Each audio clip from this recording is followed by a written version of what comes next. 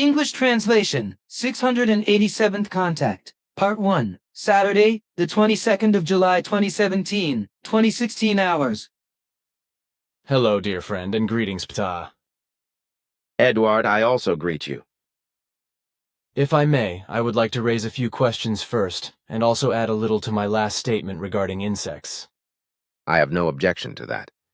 Because we can talk later in private, as we usually do, because we always discuss those facts that are important to you first, so that they appear in the official reports of the talks. Yes, that seems important to me because I think so much important information and also some general knowledge can be spread.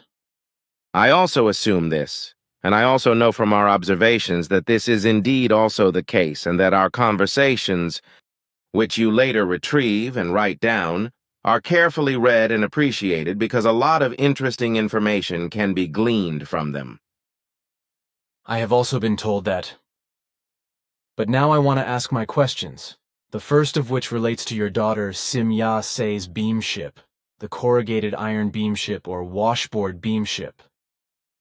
Ptaah once told me that this was her personal beam ship, and that it was 300 years or so old, and that she had owned it almost all her life. That is correct. This beam ship is a personal possession of my daughter Ptaah, and she received it from me when she turned 14, and has also been piloting it ever since.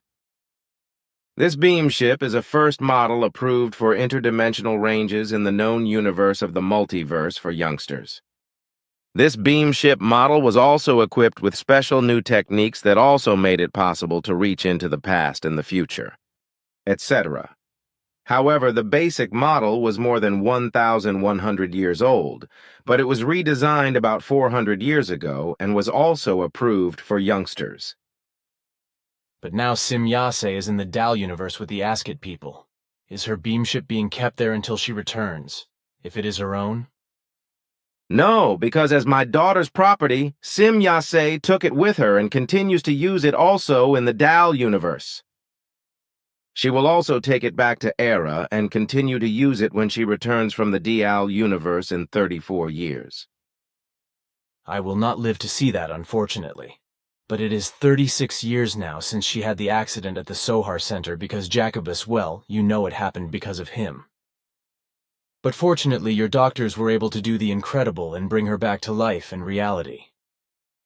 That was in 1977, if I remember correctly. Yes. It happened on the 15th of December, 1977, after which. However, she was still in contact with you until 1981, after which she had to join Asket in the Dal universe for 70 years for medical reasons and regeneration. The shock went through me at the time, and when I found out about Quetzal, well, you know that too. That was the case with me too. Of course, because how could it have been otherwise? But how do you feel about the fact that I represent my view on the political status of Russia in a way that demands that the US in particular, and the EU dictatorship in particular, should orient the Russian political system solely according to the ability, will, and desire of the Russian people, and consequently that the US and the EU dictatorship should not interfere in this respect? In my opinion, the Russian political system is solely the business of the Russian people as a whole, and is nobody else's business but the Russian people themselves. Consequently, the autocratic US America and the criminal EU dictatorship should not interfere in Russian affairs, and also not constantly interfere in the economy, politics, and the Russian government with coercive measures such as embargoes or destructive machinations, as well as not blocking the export and import of goods, raw materials, and services from and to Russia. This also applies to sanctions against Russia, which are imposed by the USA and the EU dictatorship as political measures of punishment because of the political behavior or the political procedures against Russia, by which it is to be forced to follow the criminal guidelines of the USA and EU dictatorship, to give in and to toe the line according to their will. Unfortunately, this will be the case again in the next few days. On the one hand, as a result of revenge by the USA against Russia, because it is assumed by the majority of the US government that Russia interfered in the US presidential election. On the other hand, It is also intended to prevent the U.S. president from remaining beholden to Russia, which means that he might also be deprived of the power to oppose, prevent, or suspend new embargoes and sanctions against Russia. As a result, Trump's presidential rights will also be curtailed. However, the reasons corresponding to this will be concealed and explained by lying other justifications. But it is also to be said that Trump is erratic and confusing in his actions, and consequently also in his world of thoughts.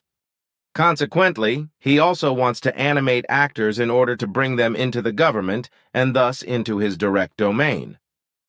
But it is also a fact that from the bulk of all authoritative and non-authoritative persons who have a voice or only half a voice in the government and in the intelligence services in the USA, they are trying in every open or underhanded manner to drive Trump as a non-professional politician out of his presidential office, leaving no stone unturned in this respect.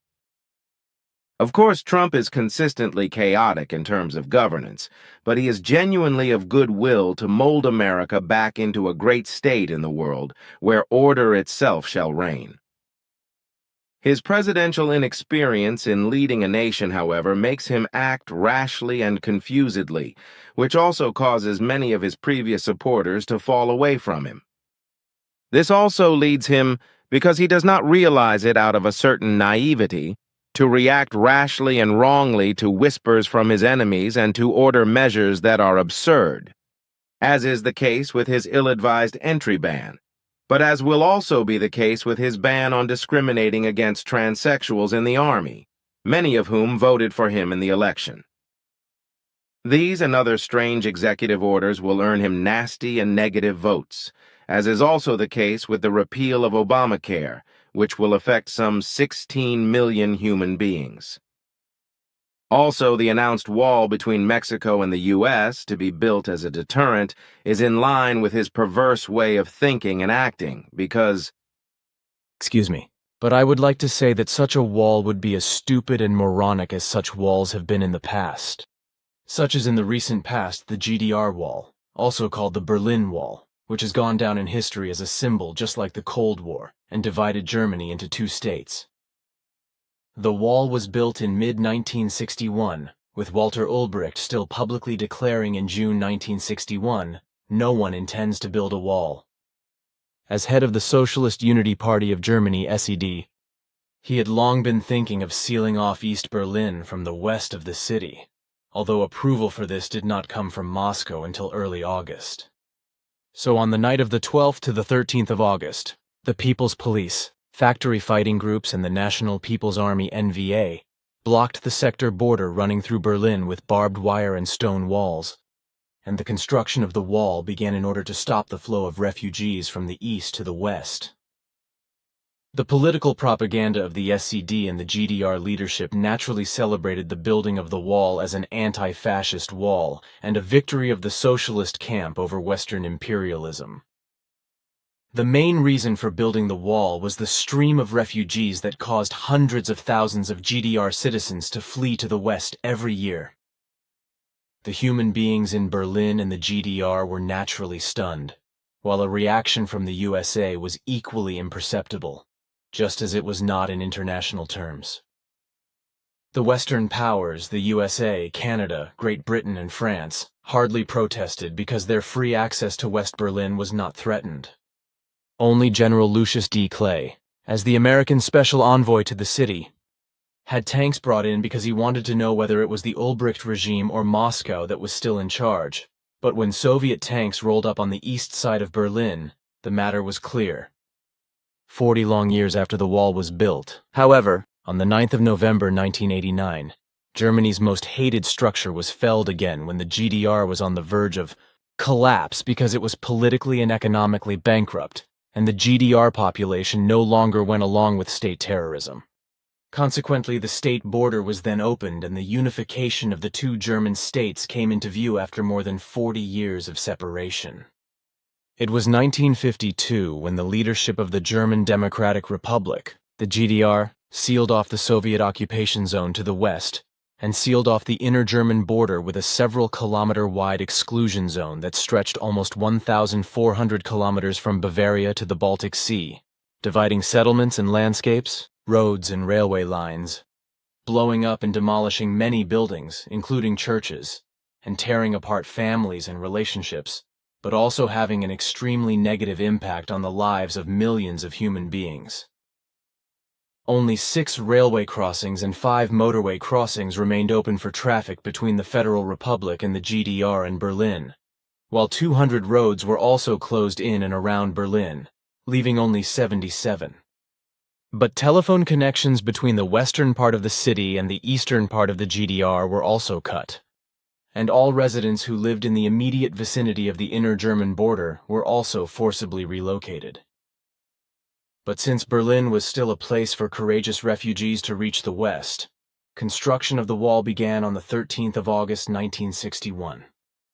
In the following days, weeks and months, a wall some 46 kilometers long was built between East and West Berlin, and eventually fortified border fortifications were erected around the whole of West Berlin, ultimately covering a total distance of around 155 kilometers. This, of course, prevented the population from continuing to move from one part of the city to the other. The concrete walls, ditches, running facilities for trained guard dogs, watchtowers, and gun emplacements made the GDR border almost impassable. According to your information, more than 300 human beings subsequently lost their lives as a result of fatal shootings and death sentences during the escape attempts to the west, while officially a figure of around 235 is quoted. Many nevertheless tried their luck, not infrequently in spectacular wall escapes whereby. Excuse me, too, because a total of 373 human beings were murdered as a result of escape attempts, many of them secretly, without anything ever being made public or recorded. A larger number, whose names were never mentioned, were not sentenced to death by court order, but were taken to a cellar and murdered by an underhand shot in the neck. Walter Ulbricht was responsible for this, then also Erich Honecker and accomplices, as well as the bloodthirsty Minister of Justice Hilda Benjamin. The East German communists saw the state-sanctioned liquidations as a commandment of socialist justice. In the whole procedure of a death sentence in real socialism, it was not the judge who decided whether an accused person was sentenced to death, but the Politburo or the party leader who reserved this right. In the early years in the GDR, Stalinist show trials were still the order of the day, as were many death sentences. Since the 1960s, however, the SED leadership has kept silent about this, as court cases with death sentences were not mentioned in public or only in extremely rare exceptional cases. From 1960 onwards, a central execution site was operated on Alfred Kastnerstrasse in a side wing of Leipzig prison, where all executions were carried out, in addition to murders concerning many GDR refugees and GDR escapees who were often shot in cellars and then buried or burned without a court sentence. This, however, was a dark secret of 2 members of the SED dictatorship and also 2 people's police officers engaged by them. In fact, however, death sentences against common criminals in the GDR were nothing more than unlawful murder orders and effective murders. Political executions of death sentences and fugitive killings, of which the public has never learned anything to this day, because you too kept silent about what we confided in you, but which is no longer relevant today, were concealed and covered up by the state organs with the greatest effort. If something was recorded, then heart attack, circulatory failure, or some other common cause of death appeared on death certificates, and the bodies were immediately cremated and buried anonymously. This is also what happened to the widow of the renegade Stasi captain Werner Teskey, who was executed on the 26th of June 1981 for betraying plans, because she only learned of his execution after the fall of the SED in 1990. This was the last death sentence officially carried out in the GDR. Although clandestine shootings of human beings whose attempts to escape to the West failed continued to take place, just as escape helpers were also murdered by the Stasi, even outside the GDR, such as the Swiss Hans Ulrich Lenzlinger in Zurich on the 5th of February 1979, whom you warned on behalf of my daughter Simyase and had a long conversation with him and, shortly before his murder, 2 telephone conversations. At that time, it was in the autumn of 1978. You went to see this man to warn him that he was to be murdered 230th contact conversation from the 11th of October 1989. Pleiadian contact reports. Volume 6, pages 4 and 5. Yes, I remember this interesting conversation, as well as the fact that I went with Jacobus to Lenzlinger in Hong and was not allowed to tell him why I had to talk to Lenzlinger. Consequently, it was official that Jacobus should seek employment with Lenzlinger as a predator keeper, because such a position was advertised in the Tagesanzeiger. The whole thing was arranged by Simyase in such a way that I could speak to Lenzlinger briefly without being bothered, as she had instructed me to do, without Jacobus being able to overhear, because she had told me not to talk openly about it, not even to Jacobus. But then there was good time to tell Lenzlinger what was necessary when Jacobus was busy looking at the 2 cheetahs because he was interested in the predator keeper position. So I was able to warn Lenzlinger of the assassination attempt threatening him, also telling him the source of the warning, which he was not surprised about because, as he said, he had already seen strange UFOs and had no doubt that extraterrestrials were coming to Earth. Of course, he said that he took the warning seriously and was grateful for it. Unfortunately, in the end, the warning was of no use because he was murdered anyway. At that time, I did not know what the reason for the assassination was, just as I did not know that it was the Stasi that was behind it, which was probably good, because otherwise I might still have been involved in the whole thing. Lenzlinger and I also did not talk about the GDR and the Stasi as we talked for a good hour and a half in his magnificently decorated office, with Jacobus being a silent listener, which surprised me a little, because silence was not usually his métier. Lenzlinger was very interested in my adventurous years and said that I had led a very interesting life, but that he was also rather an adventurous type, but not in the same way that I had been. These are my memories of Hans Ulrich Lenzlinger in Hong. Your daughter Simyase only told me at the time that I should warn Lenzlinger because an assassination attempt was being planned on him, and I effectively knew nothing more. Only now that you have revealed the secret have I realized why I had to warn Lenzlinger, because I never asked Simyase about the reason and the circumstances why she instructed me to issue the warning. Of course, however, I remember what you told me regarding the death sentences and the murder without trial in the GDR, but about which you commanded me to remain silent. But now that you are speaking so openly about everything, I think that I also no longer have to keep the silence, because everything has long since passed and belongs to the history of the past. Correct. So I can still say what's on the tip of my tongue now? Of course, because since our conversation is an official contact conversation, I guess the rest of your statement still belongs. And what my daughter's motivation was for bringing up the warning with Lenzlinger, which she should not have done, that was based in her compassion. That may be true, and I also think that I should say the rest. Good then. I will say that on the 17th of July, 1987, the death penalty was abolished in the GDR. Then it happened that on the 18th of October 1989, the SED Central Committee deposed Erich Honecker, chairman of the Council of State. But the opening of the border on the evening of the 9th of November 1989 still came as a complete surprise to everyone, which was the prelude to the fall of the wall and the effective Wende that could no longer be stopped. That evening, thousands stormed the border crossings and celebrated the miracle of Berlin. Then Mikhail Gorbachev also came into the picture. When he came to power and tried to modernize the Soviet state and government apparatus, many things changed quickly. Under the slogans Glasnost openness, transparency, and perestroika restructuring, transformation, he reformed the Soviet Union, and with it the entire Warsaw Pact, from which the new Russia emerged.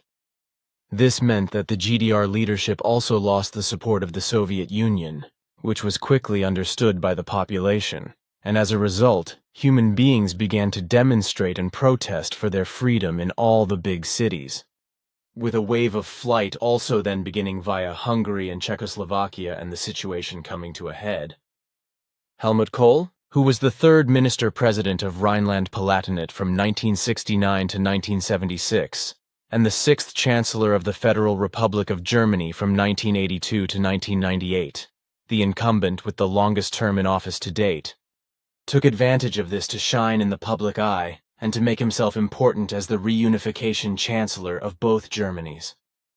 This was done in the way, as Ewan Quetzal explained to me in detail, by his wife Hannelore working out all the necessary guidelines for him to do so, and guiding him on how, when and where to speak out and how to behave, what to say and what to do, thus reaping fruits that Gorbachev had planted.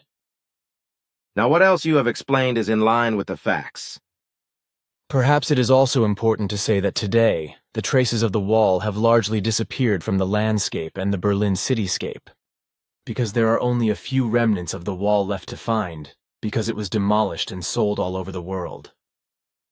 But at the Brandenburg Gate, paving stones still remind us of the former course of the wall. The USA, as well as the EU dictatorship, constantly terrorize Russia and live under the delusion that they could remodel Russia, the Russian population and the government according to US and EU dictatorship standards to their political systems. But this will never succeed, just as the entire West has never succeeded despite aggressions and war against Russia. But perhaps the USA will also get crazy and insane ideas about Russia in order to cause damage, because the US military and US government leaders are extremely imaginative in this respect.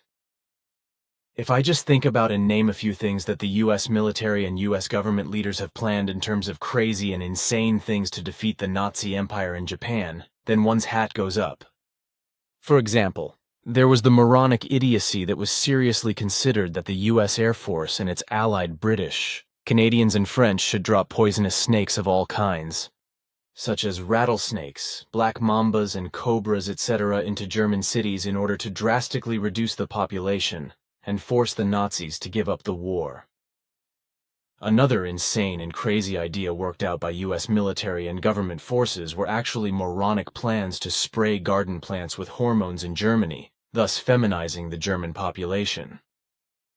This was done in the hope that the Nazi Empire would then capitulate in the short term. But not enough of this nonsense, for further immense sums of dollars were spent to equip bulldog bats Melosidae, which are a relatively small, widespread family within the bats, with small incendiary bombs, and release them on Tokyo and other Japanese cities to set them on fire, causing incendiary disasters and firestorms, thereby killing countless human beings and also bringing about a surrender. In the same way, vast sums of dollars were wasted to equip pigeons with explosive devices in the same framework and to release them on the enemies in order to then drop the explosive devices on them. But that was not enough, for there were other crazy and insane experiments and programs in the offing by the USA, such as, for example, simply driving pigs and other domestic animals, in some cases even innocent native human beings, into minefields in war zones and shredding them from the exploding mines. And the craziness went even further, for in the middle of the Atlantic a huge stopover and refueling platform for warplanes was to be built, while another plan, with the British and Canadians also getting in on the act, was to build equally huge war aircraft carriers out of huge icebergs, the idea being that they would have to be multi-storied and electrically powered, with the ice stabilized by wood shavings to make it more durable.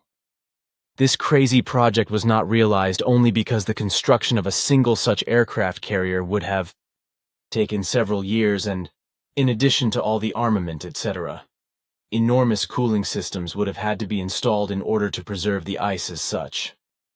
And this is no fantasy, but these crazy and mad plans were thought out and drawn up and then dropped only because, on the one hand, the production time was too long, and on the other hand, because during the planning phase, technology was pushed horribly, and this made it possible for the fighter planes, etc., to fly directly from the USA to Europe without an intermediate landing and without intermediate refueling. However, the USA continues to work on war material today, and so, for example, shortly after the dropping of the well-known mother of all bombs, which the U.S. Air Force dropped in Afghanistan, America announced the test of a nuclear bomb. That over the Tonopah test site in the U.S. state of Nevada, an F-16 fighter plane dropped a nuclear bomb of the new modernized type B-61-12 without a warhead for the first time. This test had already taken place on the 14th of March 2017, testing the use of the bomb with an F-16, as well as the non-nuclear functions of the bomb. However, a similar test with the same type of bomb had already taken place in 2015, although it had been dropped from an F-15 fighter jet at the time. The GBU-43 bomb used in Afghanistan was over 9 meters long and weighed a good 10 tons, which is why a special version of the large Hercules C-130 military transporter was needed to move it. In contrast, the B-61-212 nuclear weapon is only about 3.60 meters long, weighs 350 kilos, and can be flown to its target by more maneuverable fighter jets such as the F-15 or F-16. Despite its comparatively small size, the B-61-12 has many times the explosive power of the mother of all bombs, with an effect equivalent to about 11 tons of TNT explosive. The explosive power of the new, modernized US B-61-12 can be adjusted between 350,000 megatons of TNT, which is almost half the explosive power of the Tsar bomb, and 602 hydrogen bomb, which was detonated by the Soviet Union on the 30th of October 1961 as the most powerful hydrogen bomb ever detonated over the island of Novaya Zemlya in the Arctic Ocean. But back to the USA, because these criminals and the EU dictatorship criminals or their sad political figures should take care of peace, freedom, law and order in their own criminally run states instead of interfering in the state system of Russia or other countries. Because basically the whole of the foreign polity systems is none of their business. Russia's form of politics must and should be left as the Russian population wishes and finds it correct. Consequently, no attempt should be made to transform it according to the forms of state of US America or the EU dictatorship. The political system of Russia and, equivalently, of the Russian Federation is laid down in constitutional law primarily in the Constitution of the 12th of December 1993, namely in the Federation Treaty of the 10th of April 1992, and the individual laws such as those on the Constitutional Court. Article 1 of the Constitution describes Russia as a democratic federal constitutional state with a republican form of government. The whole of the political and governmental form in relation to the Russian Federation can be classified as a somewhat difficult parliamentary presidential hybrid, the semi-presidential form being a mixed presidential parliamentary system of government which has elements of both parliamentarism and presidentialism, as is also the case with the US and Fifth French Republic patterns. Further characterizing terms in relation to the constitutional reality correspond to patronal presidentialism and hegemonic or dominionist presidentialism. In a broader sense, the Russian system can also be described as a dual state system or a network state system.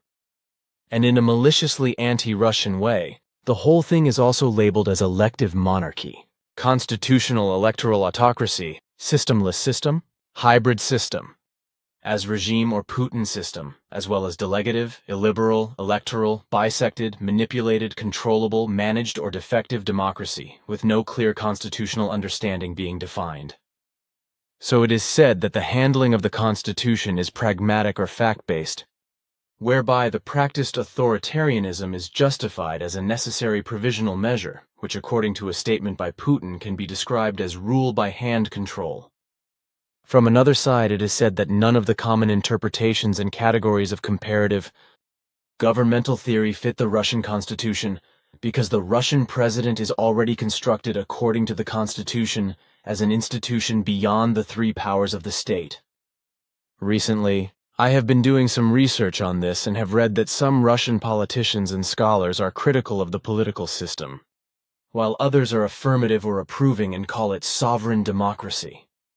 This expression was coined in 2006 by the Russian businessman and politician Vladislav Yuryevich Surkov, who was occasionally referred to as the Kremlin chief ideologue, or also as the third man in the state, and was at times considered largely responsible for Russian domestic politics. In this regard, I have here a phrase from Wikipedia which I will read to you. In 2004, Vladislav Yuryevich Surkov is said to have contributed significantly to Vladimir Putin's victory in the presidential elections. Since the 27th of December, 2011, Surkov has been Deputy Prime Minister in the Russian government. On the 8th of May, 2013, Surkov resigned from this office. This was preceded by Putin's accusation that the government had not adequately implemented his decrees. There had also been disputes between Surkov and the Russian criminal investigation authorities over allegations of corruption at the Skolkovo Innovation Center. On the 24th of September, 2013, Surkov was appointed Putin's personal advisor. In this function, he is to look after, among other things, the socio-economic development of the regions of Abkhazia and South Ossetia that broke away from Georgia. As a result of my interest in the Russian political system, I have recently been studying the subject and have learned a few things. The President of Russia is the head of state who, since 2013, has been directly elected by the people in a free, universal, direct, equal, and secret election for a period of 6 years, previously for 4 years. The same person may not hold the presidency for more than 2 consecutive terms, after which, however, if another person holds the presidency for 6 years in between, the previous president may run again. From 1990 to 1993, Russia still had the office of vice presidency, but this was abolished when the constitution came into force in 1993. In the Russian system of government, the Federation Assembly exercises the legislative power, which consists of 2 chambers, namely the Federation Council as the upper house, and the directly elected State Duma as the lower house. 2 representatives of each subject of the Federation are seconded to the Council of the Federation, one of whom is from the executive, and one from the legislative to represent the subject. The term of office of the representatives is adjusted to the duration of the legislative term of the institutions they represent. The Duma is composed of deputies, for whom a mixed system of proportional and majority voting, the so-called trench system, has been in place since the 2016 election. The legislative period of the Duma is always 5 years, whereby it has the function of passing laws, which, however, may not simply be put into effect, but must be approved as a proposal by the Federation Council and signed by the President. If the Federation Council vetoes the passage of a law, the Duma can still pass it if it confirms it with at least 2/3 of the deputies' votes. Any veto imposed by the President can only be overcome with repeated confirmation of the law by the respective 2/3 majority in both the Duma and the Federation Council. The government of the Russian Federation holds executive power, although key portfolios are directly subordinate to the President. The Prime Minister of Russia is nominated by the President but must be confirmed by the Duma. Although the Prime Minister is also considered the head of government, Prime Minister and Chairman of the government. The Duma can be dissolved by decree by the President and new early elections ordered. Or he can pass a vote of no confidence in the government if a candidate proposed by him is rejected even after 3 votes. In addition to the Prime Minister, the government consists of his deputies, the Deputy Prime Minister, and the ministers. The system of the state executive, consisting of the ministries, federal services, and federal agencies, is subordinate to the government. In Russia, the Constitutional Court embodies the upper judicial institutions, the Supreme Court, and the Supreme Arbitration Court. On the proposal of the President, its judges are confirmed by the Federation Council. The ordinary judiciary and its Russian system are subordinate to the Supreme Court, and the arbitration system to the Supreme Arbitration Court. However, the federal judicial system does not include the constitutional courts of the subjects of the Federation. The prosecutor's office is also a component of the judiciary in Russia. Although it is not part of the federal judicial system, and according to the Constitution, is independent of all other power structures. The prosecution system is headed by the Prosecutor General's Office of the Russian Federation, whose chairman, the Prosecutor General, is confirmed by the Federation Council on the proposal of the President. The Supreme Commercial Court was merged with or subordinated to the Supreme General Court in August 2013, which is why analysts say that this weakens the more reliable pillar of the Russian judiciary. Then I have another excerpt from Wikipedia, which is certainly also interesting. The Russian system differs formally from the classical presidential system example, USA, in that it has a prime minister as head of government, who is subordinate to both the president and the parliament in forming and exercising government. Although, as in the semi-presidential system, the offices of president and prime minister exist side by side, the Russian variant differs from the classical semi-presidential system example, France, in that the legitimacy and control of the government by parliament vote of no confidence is weaker overall. According to the Constitution, the president always has the possibility to appoint a prime minister even in deviation from the will of parliament and, in case of reluctance, also to dissolve parliament. According to Article 83 of the Constitution, the president, with the consent of the State Duma, appoints the chairman of the government of the Russian Federation and decides on the question of the resignation of the government. Article 84 provides that he may dissolve the State Duma in the cases, and according to the procedure provided for by the Constitution of the Russian Federation. Article 111 provides that the President may appoint the chairman of the government of the Russian Federation, dissolve the State Duma, and call new elections after 3 rejections by the State Duma of his nominations for the post of chairman of the government of the Russian Federation.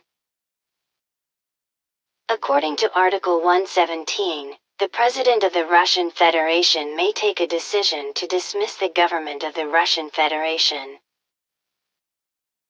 The government must then continue to function according to his instructions until a new government is appointed. So these are the facts that I have learned and have now presented to you, and to which I think that this political system of the Russian Federation is as good and as bad as any other political system of other states. And if the Russian people can cope with it, then that is their business alone, and is none of the EU dictatorships or the USA's business. Because they should not interfere in Russia's political system, but should only try to create peace, freedom, and order in their own states. This is not only your good and correct opinion, but also mine, and that of all sensible and reasonable Earth humans who judge the whole thing in a consistent manner. Effectively, the political system of Russia is one like any other, while this, however, is not accepted by the selfish and world domination-hungry USA as well as by the country-greedy EU dictatorship, which is why they compulsorily want to spread their own unfree, democracy-less, and dictatorial state systems to Russia and make it their vassal state. Then we are of one mind, though I hope that many more human beings of the Earth will make the same observations as the two of us and come to the same opinion. But let us not go into that, because I have also been dealing with something else. Various things that you've been explaining to me lately that I would like to openly mention now, if you don't mind. If I had to, I would say something.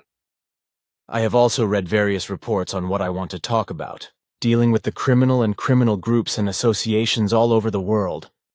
In this respect, particularly those of the USA, those in Italy, Germany, Japan, and various other states which are doing badly in this respect. You can talk about that. Good. But first, I want to catch up on something I forgot to say in connection with the GDR wall, because there are at least 2 other political walls to mention, such as the Great Wall of China or Great Wall, which was built during the dynasty period, but was taken down again many times, rebuilt, and also extended again and again. According to Chinese history, the most recent construction took place during the Ming Dynasty, 1368-1644. With a length of several thousand kilometers. I searched around in various books and also in other works and found all kinds of data, which I would like to explain, if you are interested. I have not dealt with this matter for a long time, so if there are any new findings that you know about, I would like to hear what you have to say. There are indeed new findings, however, just as old facts are certainly still valuable to mention. So I can say the following. The Great Wall of China is also called the Great Wall and the Long Wall of China, and its construction started about 2,700 years ago by the Chinese dynasties, whereby during the Ming Dynasty, which lasted from 1368 to 1644, the newest or the last or youngest parts of the wall were built. In the past, it was always said that the Great Wall of China was 6,000 kilometers long, but now, in 2012, a new measurement showed that the total length should be around 21,200 kilometers. This is very interesting and new to me because I have not dealt with the more recent and latest research in this regard, which I will now make an effort to do. For your reference, I thank you. And it would probably be valuable if you could still find and compile information on this subject and then insert it here when we have our conversation, because it would complete your mentions a little more. Fine. Can I also bring something up to you for once that you do not know about? But if you are so interested in the whole thing, I can give you some sources where you can find the new insights. And I will gladly take your advice and put something together and add it to our conversation here. Great Wall of China edited version from Wikipedia.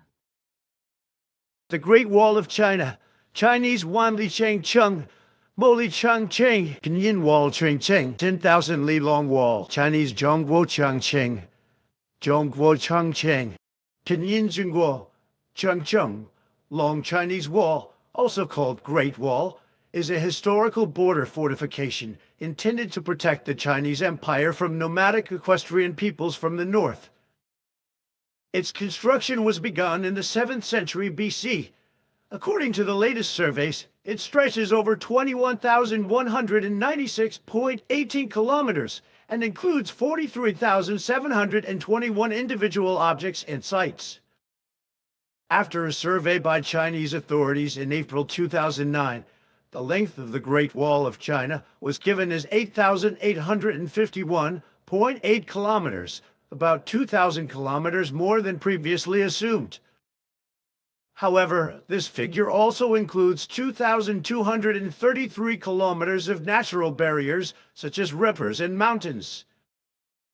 According to the latest archaeological surveys, the Chinese Cultural Heritage Bureau gave the total length as 21,196.18 kilometers in June 2012.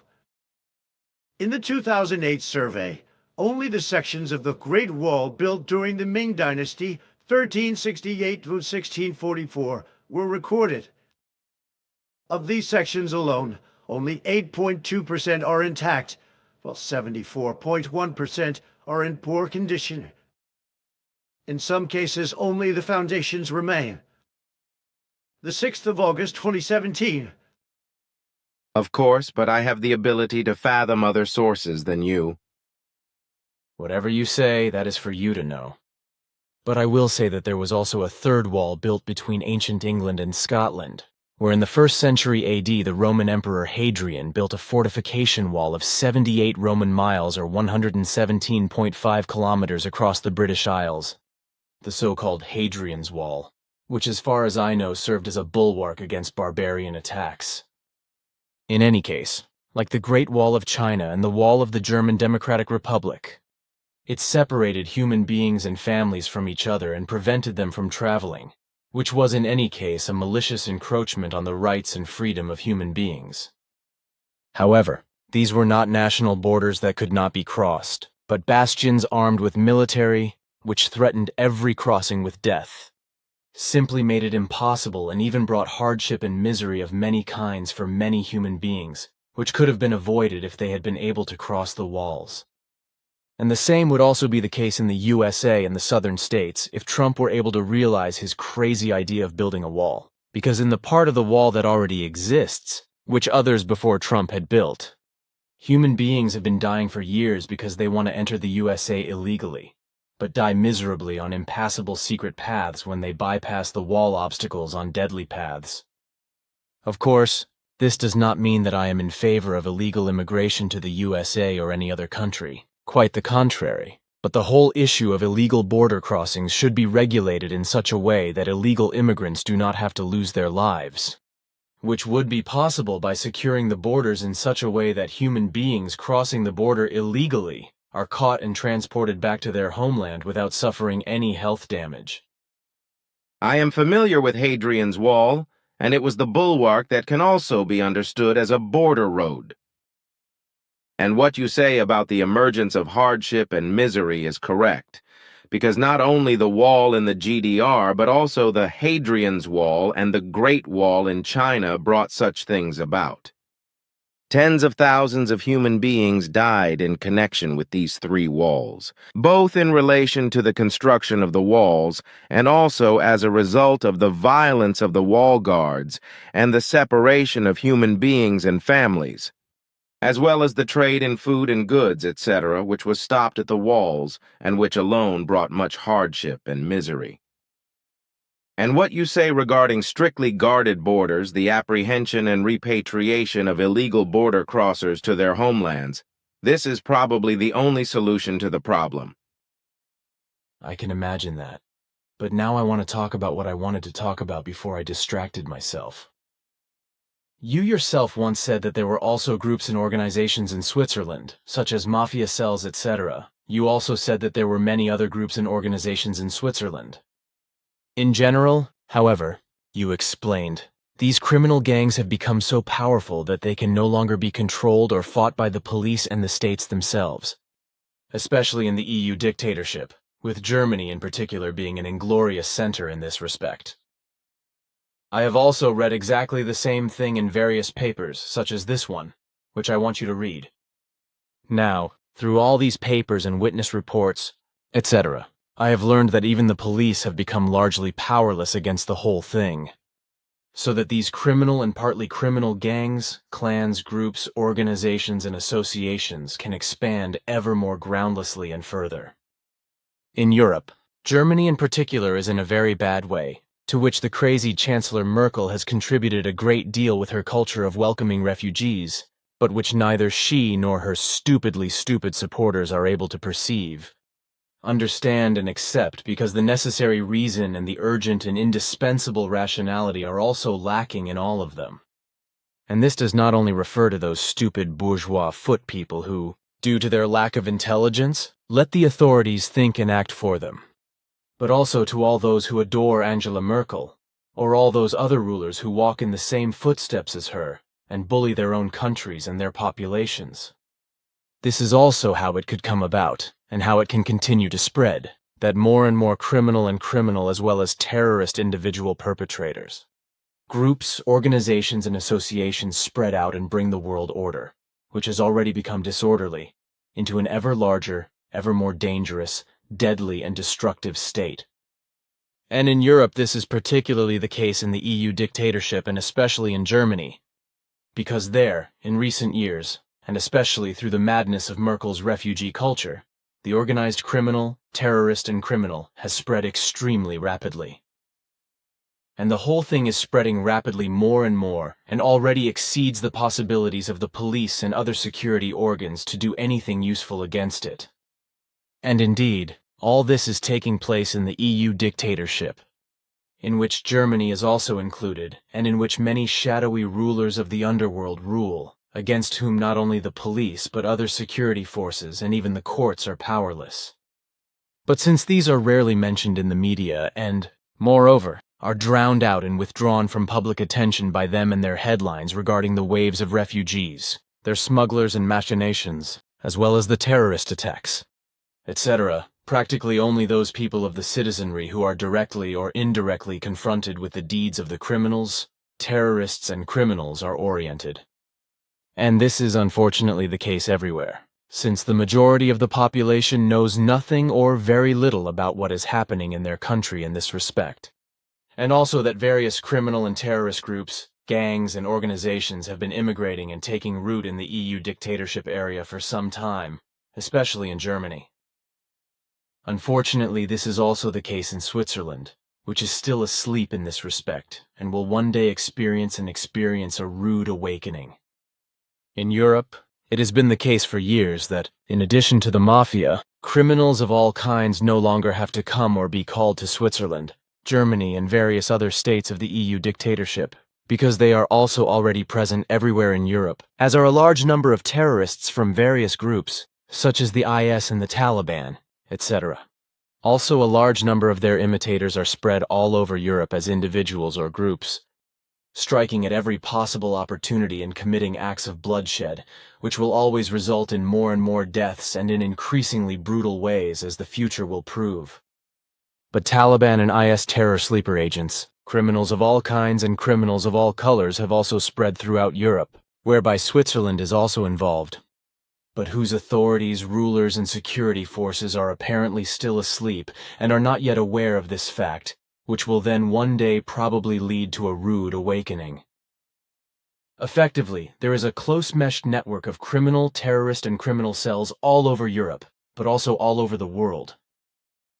In Europe alone, there are more than 50 well-organized Italian mafia clans, as well as a number of other clans from various countries. The mafia cells alone, which have tens of thousands of members worldwide, are estimated to generate a criminal and felonious annual turnover of more than the entire gross domestic product of Ireland, USD 294.1 billion in 2016. Of course, all criminal clans, groups, and organizations do everything they can, on the one hand, to keep their illegal activities undetected and, on the other hand, to camouflage their extensive might, which in some places even reaches into the authorities, courts, governments, and forces of law and order. And this is a fact which is, of course, officially denied by authorities and governments, etc., but which is so true that even the most stupid human being has to laugh at the denial of these effective facts. And the sad truth is that many of these criminal gangs, especially the mafia clans, have the best and deepest contacts in politics and business and consequently infiltrate authorities, bribe law enforcement officers and investigators, and even easily infiltrate administrative structures. This also includes election manipulation and influence, as well as threats and the buying of judges, public prosecutors and police officers, etc. Many human beings in Switzerland, in the EU dictatorship, and especially in Germany, as well as in the whole world, are completely blind to these facts and believe that such reports are only fictitious and therefore do not correspond to the truth. The effective truth, however, is that all these criminal, terrorist, and criminal degenerations and excesses are real. They exist and do not correspond to any fallacies and fantasies.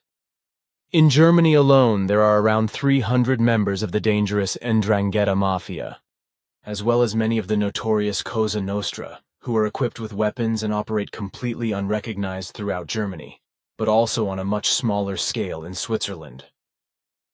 Their exact number of members is not known, which is why only estimates are given in this respect, although these are extremely frightening. Regarding the centers of these organizations, it is to be said that they are often located outside large cities, where there are no red light districts and also no police special investigation units. As a result, these criminals, terrorists and criminals, have retreats where they have nothing or very little to fear from the police, especially because they keep quiet in their retreats and do nothing conspicuous. Consequently, they do not attract attention.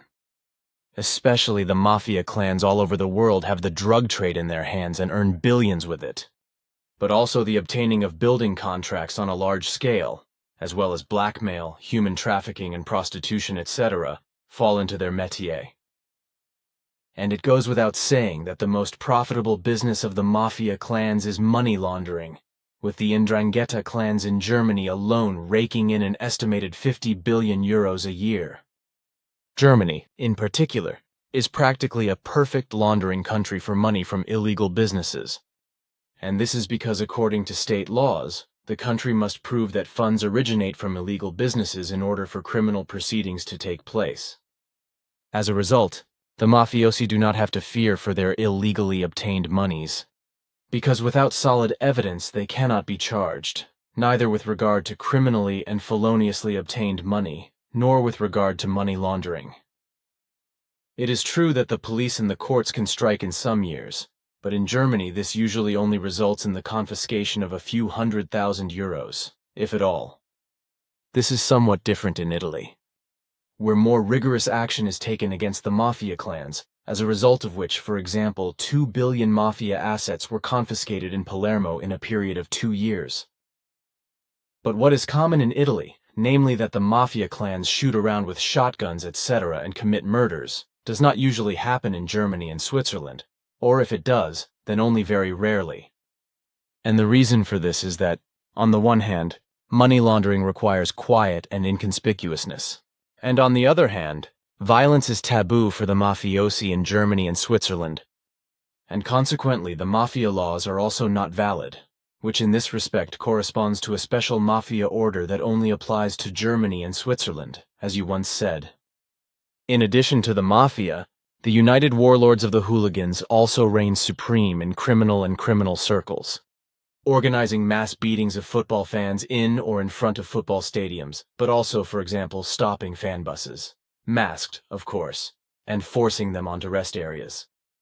The bus occupants, precisely the football fans who want to go to football events, have to get off, after which they get involved in mass brawls, up to and including broken bones, etc., which are just as much part of the thug order as also beatings up to hospital maturity. These warlords are usually between 20 and 30 years old and belong to former other hooligans, although among them are also trained mixed martial arts fighters. Mixed martial arts means something like mixed martial arts, or MMA for short. It is a full contact sport that uses techniques from different martial arts, as I was told when I asked a martial arts group about it a month ago.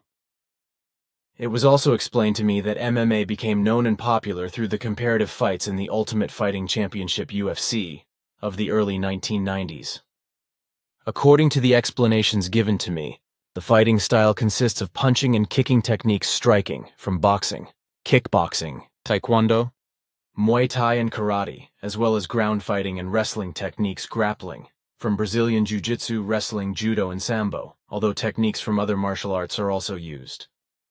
Criminal, terrorist, and criminal gangs, groups and organizations of all kinds, it is explained, have 20 to 80 or more members, although they also include non-footballing fellow gang members, consisting of bouncers and coming from the rocker scene. All of them, however, are obsessed with the greed for wicked violence, whereby they also practice violence far away from the football stadiums, which in this respect can be calculated at about 20–25%. However, they do not only exercise their violence viciously through brawls, but it also happened that they beat and harassed fans, and then even dragged and taunted some of them through the city. So it can be said that the violence in this respect, as a result of stadium protection, is increasingly being shifted to the streets, whereby, however, more and more often not only the fans from the other camp but also from the own camp, or completely uninvolved persons, are beaten and injured, in addition to cars and shop windows, etc., being demolished. These gangs of warlord hooligans are increasingly claiming public spaces for themselves and terrorizing entire inner-city districts where the football clubs are based.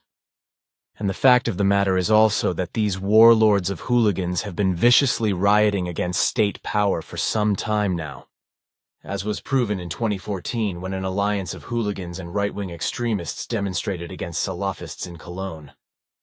In Switzerland and Germany, it is a criminal offense to create a group, organization, or other association that plans or carries out activities that endanger life and limb or other criminal activities, and even membership in such organizations is punishable by law. Nevertheless, such criminal associations exist all over the world, so also in Switzerland and especially in Germany, whereby in the EU dictatorship the FRG is a special center of attraction and pivot from where criminal activities are carried out far beyond the borders into other countries. This is also the case with the hooligans, such as those from Dortmund, who maintain close contacts with the Vandals from Essen, the Caliber 030 from Berlin, and the Psycho fans, or the hooligans of the Ruch Chorzow Club in Poland. Especially juveniles in particular are attracted to these criminal and even felonious associations. On the other hand, There are also left-wing autonomists who control and terrorize whole streets and cities, calling for violence through the internet, including dozens of targets to be attacked, among which are, for example, real estate companies, party offices, and bank branches. Police stations are also among the targets, attacked with paint pellets, firecrackers, and paving stones, etc. Doors broken down and shop windows or house windows smashed and police cars and radio cars, etc. set on fire. But what is even worse is that the police are powerless and have to withdraw because many of the officers fall into fear and suffer psychological consequences. And this happens many times in Germany, be it in Berlin, Hamburg, or Leipzig, etc. Statistics show that in recent years the number of crimes committed by left-wing extremist groups has risen by about 40%, and the number of effective acts of violence by about 30%. Research shows that about 18% of the German population espouses left-wing extremist attitudes, while about 15% of them even advocate vicious violence against everything that affects state officials and the state system. Consequently, the inhibition threshold to attack and injure police officers is also very low, with their deaths or those of private citizens also being accepted without hesitation. And all this happens almost unnoticed by the population, which is only halfway informed by the public media, while left-wing autonomous groups and organizations have effectively declared war on the authorities, the police and the political parties with extreme readiness to use violence, because, especially in Germany, they openly do not recognize the rule of law. So they also occupy houses and entire streets, which become so-called no-go areas for the authorities and the police. As a result, invisible borders are drawn through the cities by the law-abiding clans, groups, and organizations, and in this respect, Germany is at the forefront of the EU dictatorship and not behind the USA and Japan. I see the great evil in all this, that on the one hand, the politicians as well as the police partly deny this. On the other hand, they simply accept the whole thing because they can no longer cope with the evil. In my opinion, the result is that all order is slipping away more and more, and anarchism is gaining more and more ground and can spread unchecked. The German government alone now assumes that there are over 6,000 autonomous people who are not directly networked and who have set up autonomous zones in their residential areas in which the state is denied sovereign rights and can therefore no longer exercise its might. If, however, this still wants to be claimed, then there are vicious acts of violence with the autonomists, especially in the core scene, where vicious violence is used against officials, up to and including attempts to kill them if they want to enter the autonomous areas of the autonomists, be it simply a house, a garden, a larger plot of land, or a larger building complex. The authorities even publicly deny these facts, claiming that these incidents have no political dimension, since everything is or was only a criminal act. But these machinations of the left-wing autonomists, who have said goodbye to the old and not yet such violent forms of action, are spreading more and more. Another evil that is spreading more and more are the Salafist germ cells that are up to mischief not only in Germany and in many other countries, such as also in Switzerland. In this respect, various mosques are contact points for Islamists, although these basically have nothing to do with true believers in Islam, who live peacefully and humanely according to their faith.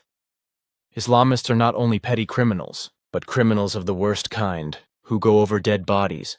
And since the IS or Islamism has emerged through the Islamist state, it has become a blood-dripping murderous organization, which recruits children and young people as soldiers through Salafist preacher imams in various mosques, who are then formed into tools of murder.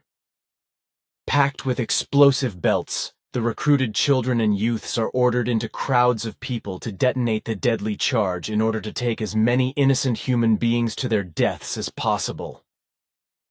Or cars, etc., are loaded with explosives and blown up by suicide bombers and crowds of people, just as vehicles are also driven into groups of people and a massacre is carried out. Women and girls are sexually abused in Salafist camps, whereby Salafists can also be described as IS supporters, but the Salafists also murder in the most brutal way. The Salafists represent one of the most radical forms of Islamism, which, as I said, has nothing in common with Islam and is only borrowed from it in name.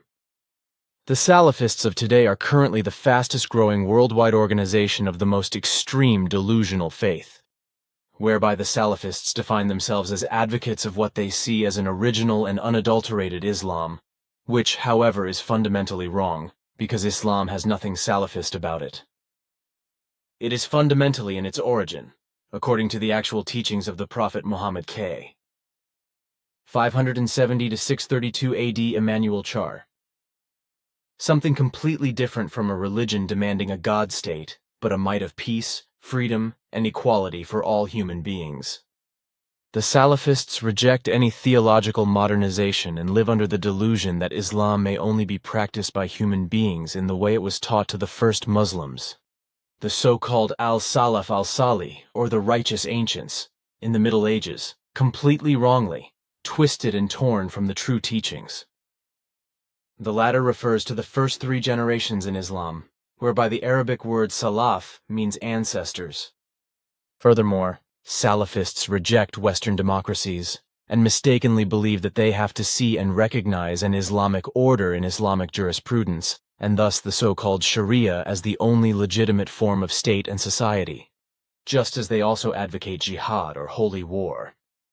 Regarding the Sharia, I have to explain that it is to be understood in the sense of way to the drinking trough, way to the source of water, or clear, paved way, as well as religious law, right, which derived from the Arabic verb sara'a means to show the way, to prescribe, and is also written shar'iyah, and corresponds to a religious law of Islam, which, however, is completely misinterpreted by Islamists and other Islamist sick, insane, and crazy people. To my mind, I understand Islamism to be a blatant criminal antithesis to the religion of Islam, and in this form, a religiously dressed-up form of political extremism. The ultimate goal of the Salafists is the establishment of a worldwide absolutist Islamist state of God. In such a state, for example, essential and guaranteed fundamental rights of other states would not apply, especially not the fundamental right of religious freedom, to which the Salafists themselves constantly refer. Instead, the legal system and society would have to be oriented towards a Salafist set of rules. In order to enforce the Islamist state of God, the extreme Salafists are also prepared to resort to violence, with many young people believing that this nonsense makes sense, whereby Salafism has effectively become a hate and youth movement. And when I talk about hate, I understand it as a concept that is often already transferred by parents to their offspring through education, whereby hate children, hate youths, and hate adults are bred. And this hatred, which is already transmitted and bred by parents to their still young children, is not only directed at foreign, different, non-native human beings, but above all also at people of other faiths.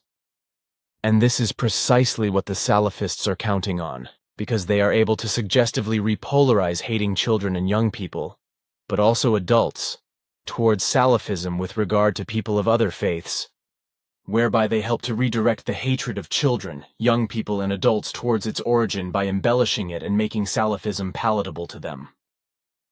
This polarization of hatred, in which hatred is heightened even more and, moreover, redirected back to the origin, leads to a rejection of all that is good and right as well as life-giving.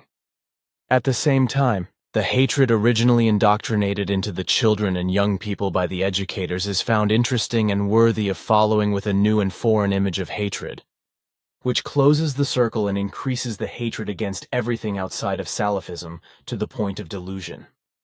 In the EU dictatorship alone, as well as in Switzerland, as you said the other day, there are already more than 35,000 persons who have Salafist backgrounds and have joined together to form a Europe-wide network, and that among these Salafists and Salafist supporters, there are more than 4,300 Islamists ready for violence, as well as around 1,860 persons of various ages who must otherwise be classified as Salafist dangerous. Also, you recently said, and I suppose I may also mention this, since you do not object, that due to the refugee welcome culture of the irresponsible Chancellor Angela Merkel, There are quite a few more than 1900 EU dictatorship natives, and in Switzerland, native Islamists in the entire EU dictatorship and also in Switzerland. And since the whole of Europe, as well as Switzerland, has no means of recognizing such persons, as well as non-criminals, economic refugees, and even felons in the refugee flows, they also have no means of refusing entry. Of course, certain refugees can be deported again, but this does not solve the problem of terrorism, crime, and criminality, which was caused by the fault of Angela Merkel with her refugee welcome culture. For radical Islamists of all kinds, the whole of Europe has become a central territory and stomping ground for deadly attacks against innocent human beings, as is also the case for various clans, groups, and associations of other kinds, but which, like the Salafists, reject any state or otherwise secular legislation and legal order. The Islamists, the Salafists, and other crazy fanatics propagate a worldwide state of God oriented towards the Sharia, while autonomists officially claim their living spaces and residential areas as autonomous and these as their own states, but the anarchists want to create completely lawless anarchy states. The autonomists and anarchists operate openly, while the Salafists carry out their mischief of recruitment in protected places, to which the state and the police, etc., have no access. And these Salafist machinations are not only carried out in diffuse mosques, but at least half of all new Salafist members of both sexes are recruited via the internet or via the so-called messenger services. The recruiters exploit the hatred learned from their educators, as well as the antisociality, adventurousness, instability, naivety, and lack of education of their victims in order to lure them out of their fundamentally insecure living environment, to isolate them from it, to dominate them, and then to incite them in their new and heightened suggested hatred against their fellow human beings. Well, the shadow empire of Salafists, autonomists, anarchists, criminals, terrorists, and criminals reaches all around Europe, and that includes Switzerland, unfortunately. But if you look at Germany, that is where it is worst of all. Take, for example, the case of Jorgensgmund in central Franconia, where on the 19th of October 2016, in the early morning, a special squad, heavily armed to the teeth, tried to break into the house of an autonomous person because he had crossed the street threatening to use weapons and had proclaimed his own state, which he defended with a gun in his hand. So there was a serious conflict between the German state and its state with a passage of arms, as a result of which the Eigenstaatler shot a man of the Sonderkommando. This autonomist, a so-called Reichsbürger, as the autonomists in Germany call themselves, had marked his house and property all around with a thick yellow line, which he called his state border, and which he defended against anyone entering or crossing into his state with a gun. In doing so, he assumed that after the 1939 to 1945 World War, neither the Nazis or the National Socialists nor the victorious powers had abolished the Weimar Reichsverfassung. Consequently for him, the Nazi Reich continued to exist. He belongs to a German organization that calls itself Reichsbürger, does not recognize the German state, does not pay taxes and creates its own identity cards, but also usually proclaims its house and land as alternative state territories. This is no longer a harmless thing in Germany. However, for the whole thing has long since become a dangerous conflict, especially since these Reichsbürger have armed themselves and defended their private states by force of arms. An autonomous German named Norbert Schittke calls himself Reich Chancellor and heads the Reich Citizens Movement, which belongs to the grouping of the German Reich government in exile. And there is a lot to report about this Reich Chancellor who deals with Hitler, Merkel, Kohl, and extraterrestrials, because he claims that Angela Merkel is Helmut Kohl's daughter, and that extraterrestrials have been with Adolf Hitler on their planet Aldebaran. And this is what this crazy Reich Chancellor actually believes. In an article by a ZDF reporter who visited the Reichsbürger and Fürstregent Schittke of his self-proclaimed sign Reichskanzler, the following can be read. He adorns himself with titles and appears in fantasy uniforms. Norbert Schittke sees himself as the legitimate Reich Chancellor, and soon as the Emperor of Germany. The doorbell sign under the yellowed cover reads rather long. First Norberta zu Ronkerhol Ritterhof AUSDEM Haus Schitka, Hanover, Windsor, Herzogtum Sachsen-Coburg and Gotha, Sick, is written on it. But anyone expecting this to be the entrance to a small castle is mistaken. His Highness Imperial Chancellor Schitka resides in a stuffy family home.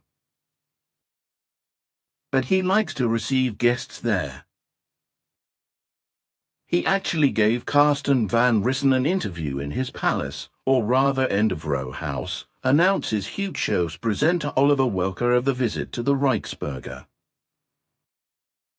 Schitka denies the existence of the Federal Republic of Germany and sees himself as the leader of what he sees as the German Reich, which continues to exist. He also has quite absurd views in other respects. The Prince. This is why Angela Merkel is Helmut Kohl's daughter when asked about the relationship between Helmut Kohl and Angela Merkel. Schitka answers with complete seriousness, Helmut Kohl, he met a nice girl, made children. One of them is Merkel. Aha, so Angela Merkel is Helmut Kohl's daughter. As Van Rissen looks in amazement, Schitka adds, as he says in all his speeches, she is my girl. The Chancellor of the German Reich in exile, as Schitka calls himself, sits in his living room in a fantasy uniform with sash and medals. He doesn't seem to notice that he is not a normal reporter, but the staff of a satirical program. He tries to explain his views to Van Rissen in all seriousness. Schitka lives in a world of historical falsification, lies and fantasy. Today's show does not come from Aldebaran, but Hitler was already there. We are at war with 64 countries, Schitka invents. This, he says, is evidenced by an enemy state clause. You are going to enemy territory for a holiday. Van Rissen inquires mischievously, what do you mean I'm going to Spain? Enemy country, interjects Schitka. Italy, enemy territory, comes reflexively. You can go to Honolulu, then you're still in enemy territory, Schitka explains. Then where am I supposed to go on holiday? Asks the reporter. They should stay at home and work, says the pensioner. Laughter from the audience. But it gets even more absurd. Schitka believes in the existence of extraterrestrials who visit Earth equipped with diplomatic passports. Their name, Aldebarans. They always want to join forces with the strongest and the best, explains Schitka, and, as the former member of the extreme right-wing party Die Republikaner elaborates, therefore also with Adolf Hitler. The Aldebarans, Schitka earnestly asserts, took Hitler with them to their planet. As proof, he shows a Rye Eagle badge that was supposedly attached to the spaceship. He himself has also had coffee with an Aldebaran. I am still not a fantasist, but the fairy tale story is not over yet. Schitka also believes that human beings live inside the Earth. There are several entrances to the center of the Earth, and there are several peoples who live there. And Schitka has a special Bon mot ready, that's why the Dalai Lama is a friend of Adolf Hitler. What? Hitler had promoted the construction of entrances to the interior of the Earth in the Himalayas. That explains the friendship, he said. The visit of Rye reporter Carsten van Rissen, as Oliver Welker calls his colleague, ends with a handshake in front of the Rye sofa. I am not a fantasist, Schicke tells the reporter. The audience laughs. And the reporter can also hardly stifle his grin. Of course not. He answers quickly. Schicke does not notice the irony. Dear Aldebarans, please stay tuned. Oliver Welker says goodbye to the huge show. Now there's about to be more falsification of history on Sketch History. Until a few years ago, the Reichsbürger were just a group of nutcases who verbally aligned themselves against the authorities. But that has changed enormously, because in recent years all sorts of unpleasant things have happened in the shadowy realm of the Reichsbürger movement, especially with regard to ammunition and weapons accumulations in the Reich territories, which points to deeper intentions than just the defense of the Reich sovereign territories in terms of weapons. The many weapons of war, including ammunition, are clearly part of the armament in this scene, and there are already so many of them that hundreds of Reich soldiers can be equipped with them in the whole of Germany from the well over 14,000 Reich citizens, as you yourself have explained. You also said that very few gun owners have gun licenses, but would have bought all their weapons on the black market. You also said that there are more than 1,400 very dangerous Reichsbürger citizens of the Reich for special tasks in the future, to which a large number of right-wing radicals also belong. According to your statements, the whole thing points to a war against Germany, whereby, as I have read elsewhere in a report in addition to your statements, Reichsbürger also infiltrate various authorities and the police. In this respect, so much about the Reichsbürger movement in Germany. In Germany, there are also numerous criminal groups of foreigners, such as the Lebanese clans, which dominate whole streets and cities, and against which police raids are carried out by highly armed and masked police officers, but this does not achieve much. The Lebanese clans have formed a so-called family union, which is well known in police circles, and which consists of Lebanese extended families who fled as so-called Mhalami Kurds in the 1980s, when the civil war was raging in Lebanon. A part of these Mhalami practice their own jurisdiction, and consequently do not accept the laws of the German state, and moreover, they have, so to speak, declared war on the German police. One magazine writes, "Politicians never tire of denying the existence of no-go areas in German cities. But the members of the Mhalami clans, who have seized absolute control of the drug markets and red light districts in many German cities, see this quite differently. So they are also confidently claiming their power over the German state. Literally, they tell the police officers, if you start a war with us, you cannot win it because there are just too many of us against you.